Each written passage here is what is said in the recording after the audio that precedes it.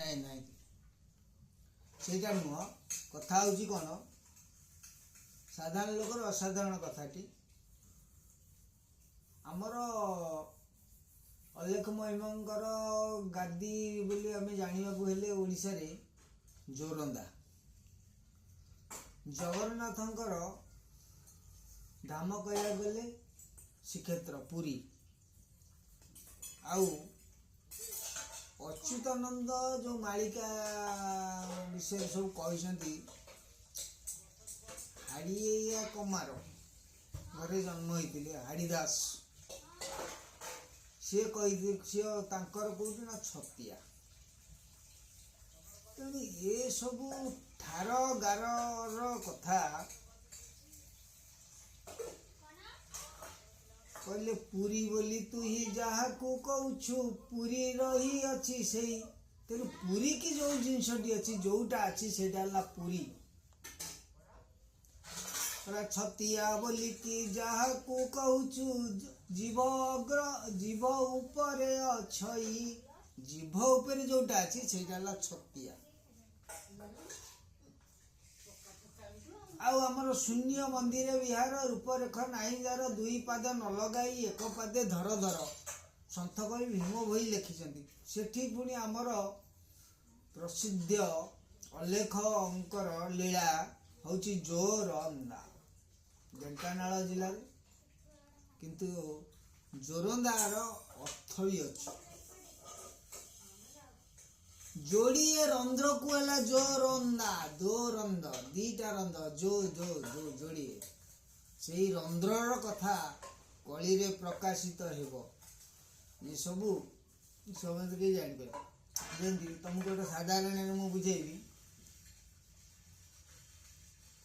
ଯୋଉ ଭଜନ ଥିଲା, ବହୁ ଚାଲି ନ ଜାଣଇଲୋ, ତାର ପାଦ ପଡୁଥାଇ ବଙ୍କା।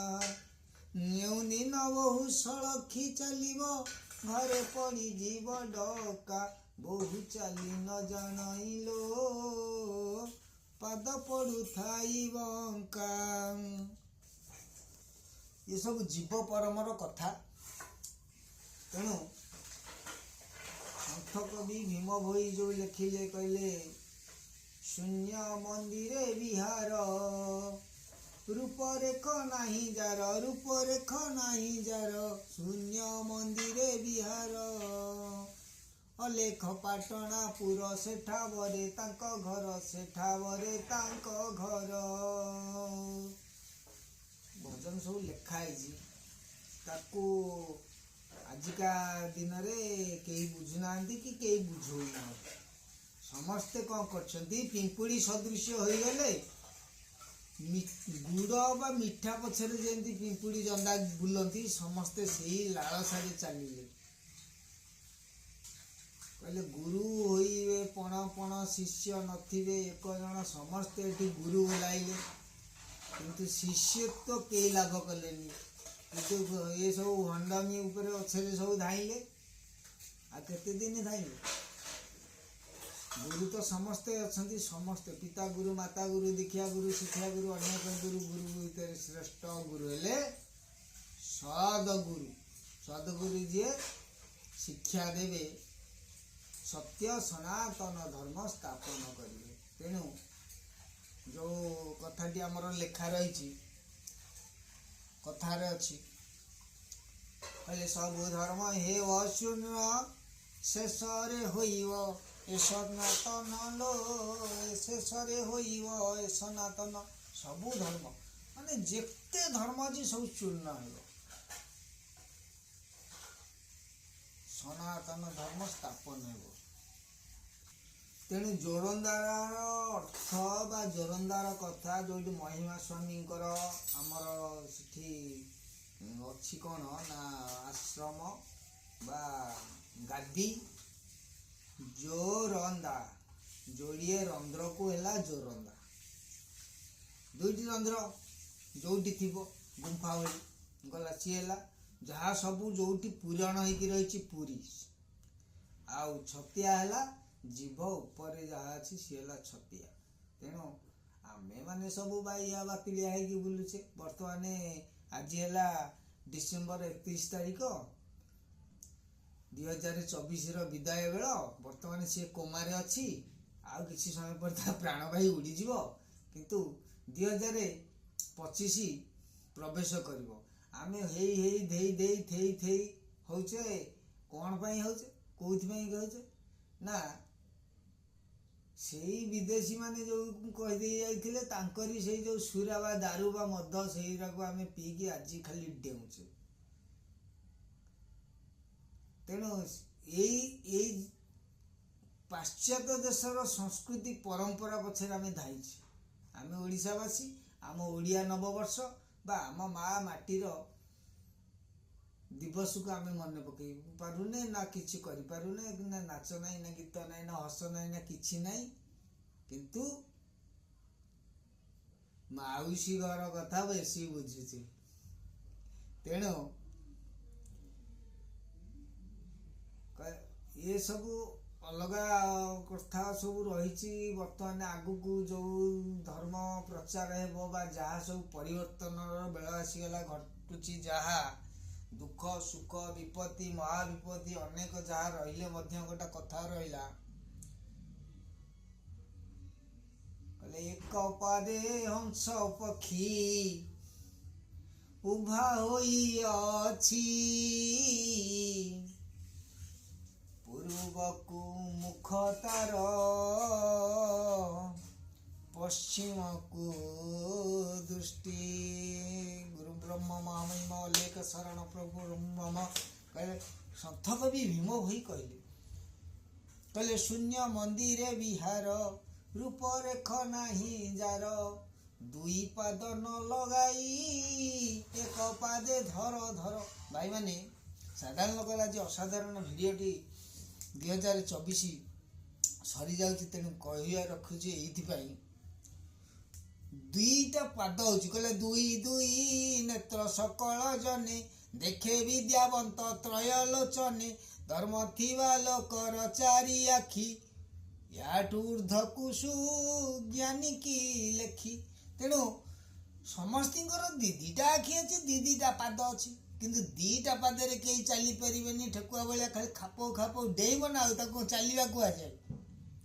ତେଣୁ ସେଥିପାଇଁ ଆପଣ ଦେଖନ୍ତୁ, ସାଧାରଣ ଲୋକର ଆଜି ଅସାଧାରଣ ଭିଡ଼ିଓ ପ୍ରାକ୍ଟିକାଲରେ ଦେଖେଇବି, ତାପରେ ଅଛି ତାର ଅନେକ ଗୁପ୍ତ ତଥ୍ୟ ରହିଛି, କିନ୍ତୁ ଗୋଟେ ପରୋକ୍ଷରେ ମୁଁ ବୁଝେଇ ଦଉଛି, ତାର ପ୍ରକୃତ ରହସ୍ୟ ଅଲଗା ଅଛି। କହିଲେ ଦେଖନ୍ତୁ, ଦୁଇଟା ପାଦ, ଗୋଟେ ପକେଇଲି ଗୋଟେ ଉଠେଇଲି, ଗୋଟେ ପକେଇଲି ଗୋଟେ ଉଠେଇଲି, ଏଇ ହଉଛି ଦିଟା ପାଦ। ଇଏ ହେଲା ପାଦ।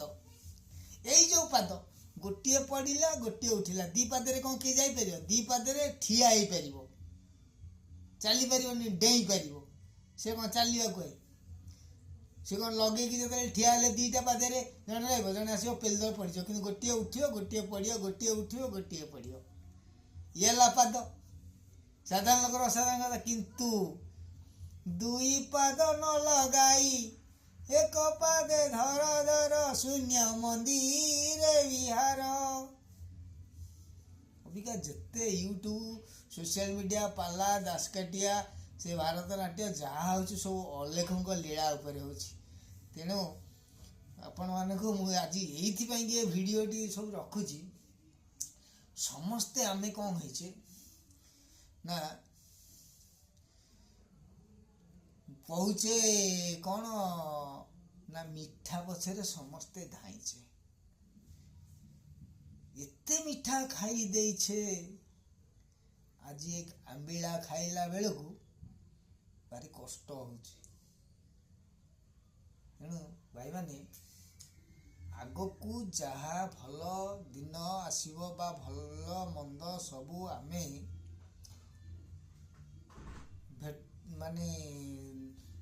ଆମେ ଅନେଶ୍ୱତ ପରଠାରୁ ଯାହା ଯାହା ସବୁ ଦେଖୁଛେ ଶିଖିଛେ ବା ନେତ୍ରରେ ମଧ୍ୟ ଦେଖିଲେ ବା ଅନୁଭବ କଲେ ଚିତ୍ତରେ,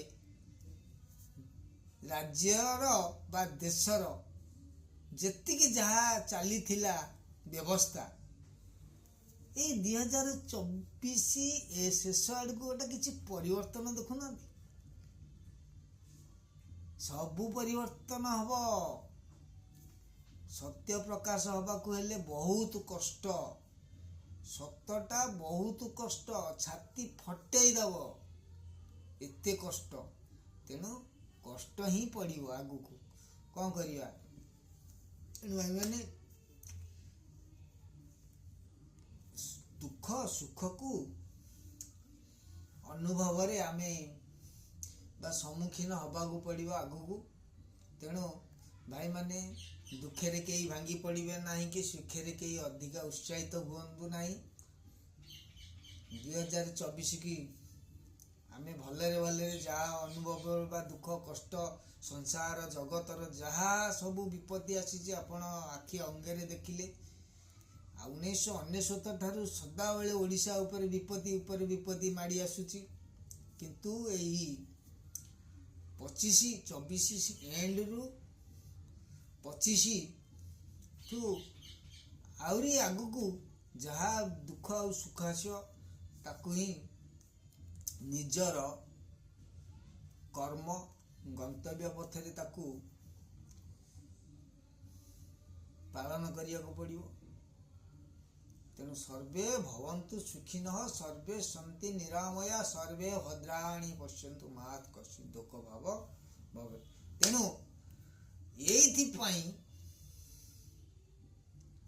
ଆଜି ଏ ଭିଡ଼ିଓଟି ରଖିଲି। ଏଠି ଆମର ନାଚ ଗୀତ ଦୁଲଦାଲ ଫୁଲଫାଲି ଚାଲିଛି। ଆମେ 2 ଜଣ ସାଙ୍ଗ ଏଠି ବସିକି ଆମର ଖେଳ କରୁଛୁ। ଆଉ କ'ଣ କରିବୁ। ଏଇଟା ଭିଡ଼ିଓ ଆଜି ପର୍ଯ୍ୟନ୍ତ ମୁଁ କରିନଥିଲି। ମୋତେ ସମୟ ଥିଲେ ବି ମଧ୍ୟ କାହିଁକି ଆଉ ମନ ଗୋଟା ଛିଡ଼ିଗଲା, ଦେହ ଟିକେ ଅସୁସ୍ଥତା ରହିଲା। ସାଧାରଣ ଲୋକର ଅସାଧାରଣ କଥା କିଏ ବା ଶୁଣିଛି, ଆପଣ କଣ ଦେଖିବେ କି। କିନ୍ତୁ ପରିବର୍ତ୍ତନ ଯେତେବେଳେ ହେବ ସେତିକିବେଳେ ସାଧାରଣ ଲୋକର କଥା ମନେ ପଡ଼ିବ। ନମସ୍କାର ଭାଇମାନେ। ବେଳ ଥାଉ ବନ୍ଧ ବାନ୍ଧରେ କୁମର, ପୁରୀ ରହୁ ସରୋବର। ନୀର ଶୁଖିଗଲେ ତ ହଂସା ଉଡ଼ିବ, ପିଣ୍ଡ ହେବ ନାର ଖାର।